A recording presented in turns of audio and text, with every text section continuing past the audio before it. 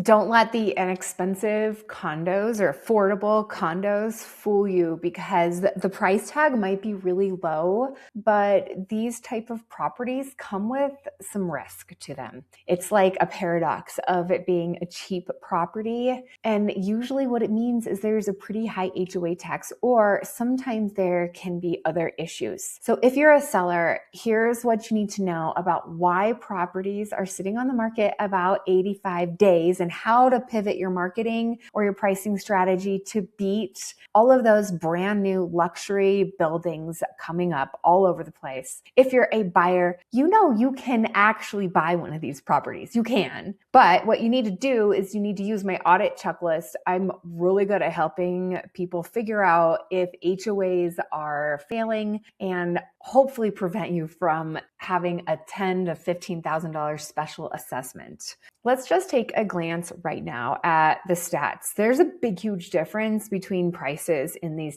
kind of properties. The median single family home versus the median condo is a difference of $300,000. And for close to list price ratios, single family homes are getting closer to 100% of their list price, whereas condos are only getting about 97% of their list price. So it's definitely harder for people who own a condo to sell. And if you're a buyer, it can be a really great opportunity, especially to get your foot in the door. Building equity is still a chance for people to have freedom. And sometimes that's purchasing one of these lower priced properties, but not all equity is created equal. The starter home ladder is under pressure from rising HOAs, a flood of new rental supply. And to win, you have to look past the surface. You either have to audit your HOA like a business to protect your future wealth, or pivot to a single family fixer-upper so that you can control the land cost and equity. Let's talk more about what is happening here. There is just an overabundance of these multifamily units, and you can see them everywhere you go. You're driving down the road, somebody is building something, and you're hoping it's a Whole Foods, but it's not. It's another apartment complex. Denver saw an all-time high of these build to rent or condo type units, 20,000 delivered annually in both 2024 and 2025. And while the completions for 2026 have slowed, obviously it's early now, to 5,000 to 8,000 units, the market is still digesting this massive surge of inventory. And we also have a metro-wide vacancy issue sitting right about 7.6%, which is the highest that it's been in over a decade. So we're seeing all of these properties being built, both for rent, so like apartment complexes, and also condo type buildings for sale. Now, I will tell you that it's actually good that we have these lower priced condos, and we have an affordability issue here in Denver. Things can be pretty expensive, and prices have definitely grown past the median wage. So it's good for us to have all these condos. But if you already own a condo, it's really hard to sell it. And sometimes people would think that it's better to rent. We'll get into more of that in a little bit. Now, let's say you are selling.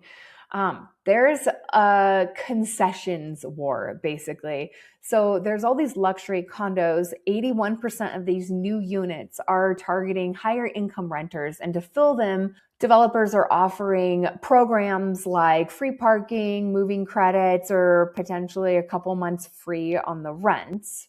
And renters definitely have leverage. Denver has officially reached what we would consider like a balanced market. Renters have the power to negotiate, and that takes up the buyer pool for any condos that are less expensive, built in like the 1990s or something like that. When we talk about the areas specifically, West Metro definitely remains more resilient with lower vacancy rates, about 5%. And the east side, like Aurora, Centennial, East Denver, Glendale, they're struggling. They're above 6% on their vacancy rates. We just have a big flood of multifamily properties, listings that have 2 to 4 units in them, sometimes duplexes, sometimes big apartment complexes. Listings that are in the 2 to 4 unit range are up 300%. And this is because owners who have locked in their interest rate are holding onto these properties and continuing to rent. And these are the multi-family properties like duplexes or fourplexes. We also have a huge supply that's really putting a lid on the growth of rent, which is good for affordability, right? It's projected to be 1 to 2% in 2026. We're going to talk through the rent versus buy case study here in a minute, but let's jump into HOAs and why these HOAs are causing some problems. So you might not actually realize it, but HOAs have zero regulatory oversight. They're essentially volunteer governments that are run by neighbors. They're not regulated by DORA or anything else, which means that sometimes they're poorly run. Master insurance policies for these larger complexes are spiking. I have another video about the drought right now and fires and why insurance premiums are spiking right now. So check that one out for sure. But with HOAs, you might not understand. Let me just back up a second. HOAs actually cover usually the outside of the property. And you as the owner or renter just has to worry about the inside. So as an HOA, you have to have these huge policies, insurance policies that are covering like roof, siding, that could be hail damage, wind damage, maybe issues with drainage, although if we're having a drought, that might not be so much of an issue, but we had major flooding in past years that can cause issues with the foundation, and that would all fall under the HOA's insurance policy as responsible for taking care of those things. Now, you have to be careful to look at the HOA documents to make sure that those things are actually covered, which is why you need me or my audit checklist or a good realtor. Because the HOAs cover all of these additional things, higher deductibles are coming and they are increasing the assessments or the payment that the HOA has to make, which means that they have to pass that on to the owners, which means that HOA dues are going up significantly. And if there is something that actually happened, like a hailstorm or a roof that needs to be replaced, usually those are covered in what they consider a special assessment. Let me explain a special assessment. Basically, here's what it is. You own a property and it has a roof and it's all shared by this entire community. It's going to cost, $2 million to replace this roof. The deductible for the HOA is, let's just use some round numbers, $100,000, which means that HOA has to pay $100,000 to get that roof replaced. And unless they have that all in their reserves, then they're going to have to ask the community to pitch in. So let's just use easy numbers, pretend like there's 100 units. Everybody then owes $1,000, right? But usually it's closer to $5,000 to $10,000. And you have to be really careful to pay attention. When was the roof replaced? How much does the HOA have in their reserves? There's all kinds of things you need to review in the board meeting minutes and all of their financial transparency documents.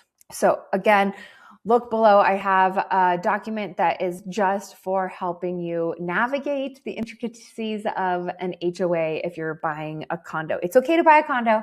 You just have to know what you're doing. Okay, now let's talk about should you buy a condo or not? Because to be quite honest, most people here, and this is why it's taking longer for people to sell their condos, they look at what it costs to rent versus what it costs to own, and they think obviously I should rent because it's cheaper to rent. So if moving to the area and buying a condo is something that you think makes sense for you, make sure that you get help navigating HOAs. And also, if you're selling a property, be sure to have somebody who knows some of the tricks that can help you out with making people more interested in buying your property. One of the things that I do is I pull all of the HOA documents before we even go on the market, and then we synthesize all of them, and we have one page brochure that all the buyers will take with them, and they say, here's where the financials are at. Here's the last time the roof was replaced. Here's all the amenities that are included.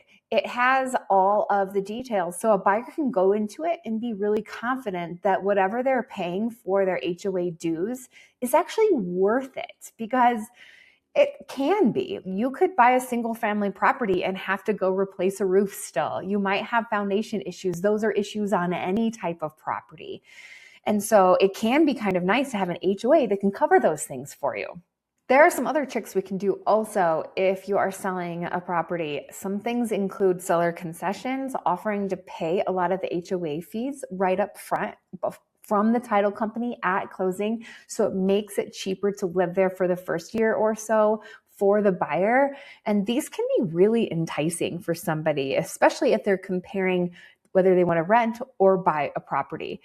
And that leads me to the next part and the next video. Whether you think it makes sense to rent or buy a property right now, it's really easy to think that it's cheaper to rent. And technically it is. However, if you are thinking of your long-term future, it is really important to do the math and to make some decisions.